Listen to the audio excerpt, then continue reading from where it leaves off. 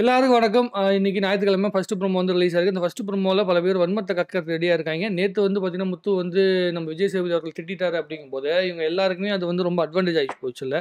அதனால இவங்க எல்லாரும் என்ன பண்றாங்க அப்படின்னா, நீங்க பாருங்களேன், பார்த்தீங்கன்னா தான் நமக்கு ஒரு ஐடியா வரும். இப்ப எங்க கூட இந்த வீட்ல இருக்கிற இவருக்கு பதிலா இவங்க இருந்திருக்கலாம். உங்களுக்கு யாரு தோணுது? ஜெஃப்ரியை கம்பேர் பண்ணும்போது விஷால் இவங்களுக்கு பதில் யாரு வந்து அதாவது உள்ளுக்குள்ள இருக்கிறது ஆல்ரெடி இருக்கிறாங்களா, அவங்களுக்கு பதில் யார் இருந்திருக்கலாம் அப்படின்னு சொல்லி கேட்குறாங்க. ஜெஃப்ரிக்கு பதில் வந்து சேஃப்டியா இருக்கான்ற மாதிரி எனக்கு தோணுது. அவர் வச்சிருந்த ஐடியாஸ்க்கும் அவரோட தாட் ப்ராசஸ்க்கும் டாப் 9 இருந்திருக்குமான்னு கூட தெரியல. சிறந்தப்பா யார் இவரு நம்ம ரவீந்திரனுடைய டாப் 5க்காக இவருக்கு பதில் இவர் இருந்திருக்கலாம் அப்படின்ட்டு. ஓ சொல்லி இவங்க நம்ம நிறைய இடத்துல கேம் இது பண்றாங்க. அவங்க வந்து ஃப்ரெண்ட்ஷிப்ன்ற ஒரு விஷயம் டிராவல் பண்ணாங்க. முத்து மாதிரி அதிக மண்டே கழுவாம நேர்மையா எல்லா டாஸ்கையும் எடுத்துட்டு போயிருந்திருக்காங்க. முத்துக்குமாரோட கருத்து வந்து அவர் அதாவது முத்துக்குமார் வந்து மண்டையை கழுவி வந்து கேம் ஆடுறானா, அது இவங்க வந்து பார்த்தீங்கன்னா வந்து மண்டையை கழுவாம இவங்க பாட்டுக்கு நேர்மையா கேம் ஆடுறாங்க. உனக்கு தான் அத கழுவவே தெரியாது. இப்போ உன் மண்டையை கழுவுறதுக்கே ஒரு தனி ஆட்கள் தேவைப்படுது. அப்போ வந்து நீ புதுசா என்ன போய் மண்டையை கழுவிட்டு இருக்க போறேன்னு எனக்கு தெரியல. ஆனா, சௌந்தர்யாவை பொறுத்தவரைக்கும் என்ன தெரியுங்களா? உள்ளுக்குள்ள வந்து இந்த வாரம் ஃபுல்லா நடந்த விஷயத்த வச்சு சரி முடிச்சிருவோம். அதுக்கப்புறம் பேசலாம். ஏத்த மாதிரி இருக்காங்க. முத்துக்குமாரோட கருத்து சுயநலமானதுன்னு சொல்லியிருக்காங்க. ஆமா. ஆமா. சுயநலம் அப்படிங்கிற வார்த்தை வந்து யாரு பயன்படுத்தா? ரயன். சரி நான் வந்து முத்துக்குமாரோட பாயிண்ட்டுக்கு அடுத்தது வருவோம். ஃபர்ஸ்ட் என்னன்னா, இவங்களுக்கு பதில் இவங்க இருந்துக்கலாம் அப்படின்னு சொல்லிட்டு வந்து எல்லாருக்கும் ஒரு ஐடியா இருக்குது. இப்போ ஜாக்லின் பதில் வந்து பார்த்தீங்கன்னா, அதாவது ஜாக்லின் பதில் வந்து அன்ஷிதா இருந்திருக்கலாம் அப்படின்னு சொல்கிறாங்க. விஷாலுக்கு பதில் ஜெஃப்ரி இருந்திருக்கலாம் அப்படின்னு சொல்லிட்டு வந்து யார் சொல்கிறது? நம்ம யார் இவங்கள மாற்றி சொல்கிறாங்கல்ல. ஸோ இப்படி மாற்றி மாற்றி சொல்கிறாங்க. முத்துக்குமாருக்கு பதில் வந்து இவங்க இருந்திருக்கலாம் அப்படின்னு மாற்றி இவங்க சொல்கிறாங்க. முத்துக்குமார் உள்ளுக்குள்ளே இருக்கிறதுனால என்ன ஆகுதுன்னா, இவங்களுக்கு கேம் ப்ளே பண்ண முடியல. அதான் மெயின் இஷ்யூ. இப்போ உள்ளுக்குள்ளே வந்த ரயன் வந்து ஆல்ரெடி முத்துக்குமாரோடைய ரெஸ்பான்ஸ் என்ன வெளியே இருக்குது அப்படின்னு பார்த்துட்டு தான் உள்ளே வந்திருக்கேன். அதனால் முத்துக்குமார் மட்டும் தான் சுயநலவாதி. ரயன் வந்து சுயநலவாதியே கிடையாது. அதாவது முதல்ல அந்த டாஸ்கில் வந்து அந்த எப்படியாவது நான் ஜெயிச்சிடணும் அப்படின்னு சொல்லிட்டு வந்து எவன் ஜெயிச்சா பரவாயில்ல, எவனுக்கு பாயிண்ட் இருந்தால் பரவாயில்ல, பாயிண்ட் இல்லைனாலும் பரவாயில்லன்னு போயிட்டு வந்து முன்னாடி போய் நின்றுக்கிட்டு அவங்க கூட சுற்றிட்டு இருக்கிற எல்லாத்தையுமே அதாவது எனக்கு வந்து டீம் ப்ளே ஆடலாம் அப்படின்னு சொல்லி வந்து போய் கேட்டுட்டு டீமில் சேர்த்துக்கல அப்படிங்கிறனால நான் இண்டிவிஜுவல் கேம் ஆடுனேன் அப்படின்னு வந்த மனநிலையில் இருக்கிறவன் வந்து பார்த்தீங்கன்னா சுயநலவாதி இல்லையா. ப்ளஸ் வந்து தான் ஒரு பாயிண்ட் எடுத்துக்கிட்டு அந்த பாயிண்ட்டை எப்படியாவது சொல்லி நான் நியாயப்படுத்தி ஆவேன்னு சொல்லி வந்து பேசிட்டு இருக்கிறவன் வந்து பார்த்தீங்கன்னா சுயநலவாதி இல்லையா. முத்துக்குமார் வந்து நீட்டி நிலைச்சு பேசுவான். ஆனால் முத்துக்குமாரை விட ஒரு 2 மடங்கு நீட்டி நிலைச்சு பேசுகிற ஆள் தான் வந்து ரயனு. ரயன் வந்து சுயநலம் பற்றி பேசுகிறாங்க. சௌந்தர்யா எனக்கு தெரிஞ்ச வரைக்கும் சௌந்தர்யானால உள்ளுக்குள்ளே இருந்தவங்கள பெனிஃபிட் ஆனால் யாரோ ஒருத்தவங்க சொல்லுங்கள். யாராவது ஒருத்தவங்க பெனிஃபிட் ஆனாலும் சொல்லுங்கள். இவங்களுக்கு நான் வந்து ஹோல்டு பண்ணி நிற்கிறேன். இவங்களுக்கு வந்து நான் 100% சப்போர்ட் பண்ணி நிற்கிறேன்னு சொல்லி சௌந்தர்யா யாருக்காவது நின்று நீங்கள் கைவிட்றீங்களா? ஜெஃப்ரி வந்து ஜெஃப்ரி வந்து உள்ளுக்குள்ளே இருந்தால் நல்லா இருக்கும்னு சொல்லிட்டு ஜெஃப்ரி நாமினேட் பண்ணதே சௌந்தர்யா தானே. நான் நாமினேட் பண்ணது என்னோட கேம்னு அதுக்காகலாம் நான் சாரி சொல்ல மாட்டேன் அப்படின்னு அழுதுட்டு இருந்ததே சௌந்தர்யா தானே. ஸோ அதெல்லாம் சுயநலவாதி கிடையாது தான். தன்னை காப்பாற்றிக்கிறதுக்காக கூட சுற்றிட்டு இருக்கவங்களே வந்து பார்த்தீங்கன்னா நாமினேட் பண்ணி வெளியே போய் வைக்கிறது வந்து பார்த்தீங்கன்னா இது கிடையாது தான், சுயநலவாதி கிடையாது தான். இதை வெளிப்படையாக இல்லை நான் இதுக்காக தான் கேம் தான் ஆட வந்திருக்கேன், நான் கேம் ஆட தான் செய்வேன், நான் யாரையுமே காப்பாற்றணும் அவசியம் கிடையாது அப்படின்னு நேரடியாக சொல்லிட்டு அதை வந்து அஃபிஷியலாக சொல்லி அது மூலமாக கூட மக்கள்கிட்ட இருந்து ஒரு செல்வாக்கு வாங்கின முத்துக்குமார் வந்து சுயநலவாதின்னு பேசிட்டு இருக்கல அர்த்தமே கிடையாது. இது விஜய் சேதுபதி சார் கேள்வி கேட்ட விஷயங்களே பல விஷயங்களை வந்து நம்ம மாற்று கருத்துலாம் இருக்குது.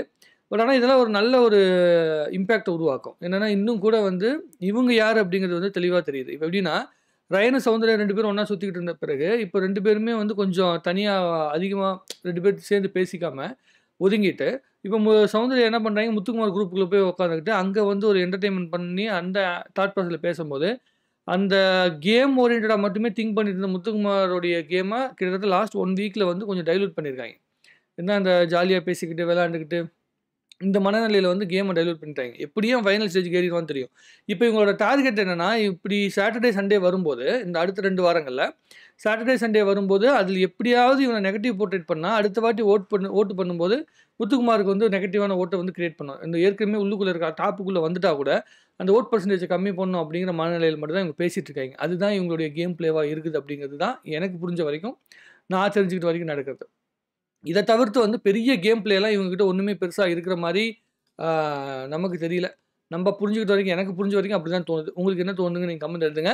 அதாவது சௌந்தர்யாவோட கேமு ரயனோட கேமு முத்துக்குமாரை மட்டுமே டார்கெட் பண்ணி அவனை மட்டுமே கீழே இறக்கிறதுக்காக அவங்க வந்து முயற்சி பண்ணாங்கன்னா அவங்களுடைய தவறுகளை மட்டுமே தவறுகளை காட்டிக்காம நேற்று வந்து சௌந்தர்யா வந்து முத்துக்குமார் கேள்வி கேட்டான்னா அந்த கேள்விக்கு பதில் இல்லைன்னு சொல்லி நேற்று வந்து ரொம்ப ஹர்ட் பண்ணிட்டான். அவன் வந்து சாப்பிடாம இந்த ஃபாஸ்டிங்லாம் பண்ணி தன்னோட இருப்பை காப்பாற்றிக்க அவன் ஏதோ பண்ணுறான்னு வைங்க.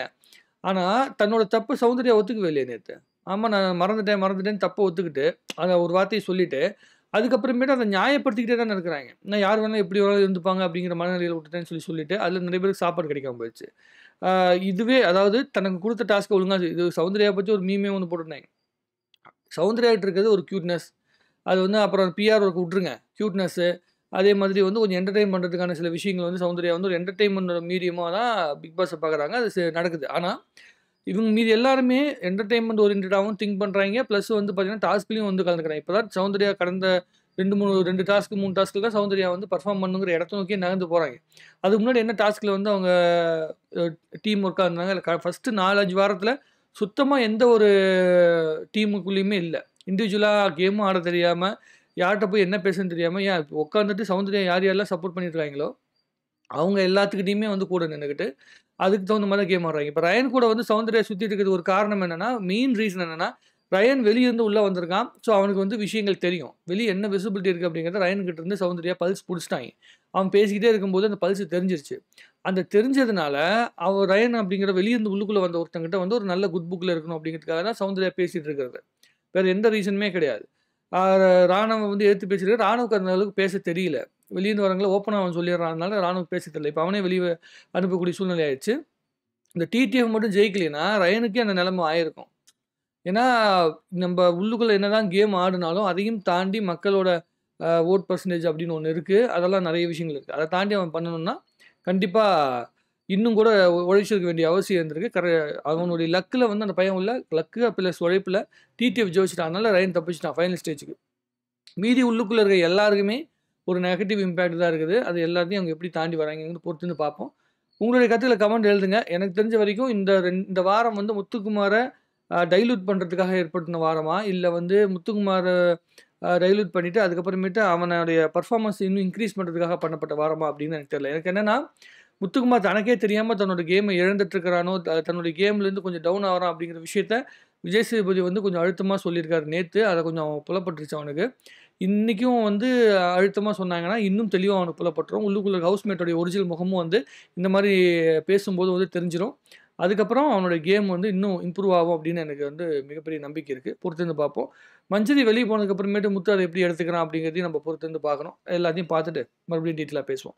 உங்களுடைய கருத்துக்களை கமெண்ட் எழுதுங்க. இன்னும் நிறைய பேசுவோம். வாழ்க தமிழ்நாடு, வாழ்க தமிழ் மக்கள்.